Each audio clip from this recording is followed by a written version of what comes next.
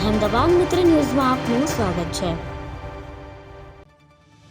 સાબરકાંઠા જિલ્લાના ખેડબ્રહ્મા વિસ્તારમાં 9 દિવસના બાળકની તસ્કરીનો પર્દાફાશ થયો છે। આ મામલે સાબરકાંઠા એચટીયુ શાખાએ 5 આરોપીઓની ધરપકડ કરી છે। બાળકની અમદાવાદમાં 2 લાખ રૂપિયામાં વેચણી કરવામાં આવી હતી, તો ખેડબ્રહ્મા પોલીસ સ્ટેશનમાં આરોપીઓ વિરુદ્ધ માનવ તસ્કરીનો ગુનો નોંધવામાં આવ્યો છે।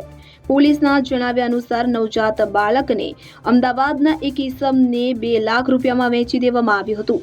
સાબરકાંઠા એચટીયુ શાખાના વિક્રમસિંહને ખાનગી બાતમી મળી હતી કે ખેડબ્રહ્મા તાલુકાના પોણાઈ ગામનો માલજી ઉર્ફે માલિયો ફજુભાઈ ડાભી કે જે નવજાત બાળકોની તસ્કરીમાં સંડોવાયેલો છે। બાતમીના આધારે માલજીને ખેડબ્રહ્માના મટોડા ગામ ખાતેથી ઝડપી પાડવામાં આવ્યો હતો। પૂછપરછ દરમિયાન માલજીએ કબૂલ્યું હતું કે તેણે લગભગ 15 દિવસ પહેલા મેડી ગામના એક પરિવારના નવજાત બાળકને અમદાવાદના એક ઈસમને રૂપિયા 2 લાખમાં વેચ્યું હતું।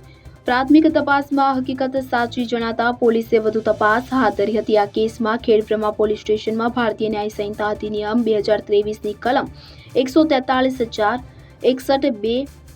61 હેઠળ ગુનો દાખલ કરવામાં આવ્યો છે। સાબરકાંઠા એચટીયુ ટીમને બાળ તસ્કરીના ભેદને ઉકેલવામાં સફળતા મળી છે। પકડાયેલા 5 આરોપીઓમાં સાબરકાંઠા જિલ્લાના 2, ઉદયપુર જિલ્લાના 2 અને અમદાવાદ જિલ્લાનો 1 આરોપી સામેલ છે।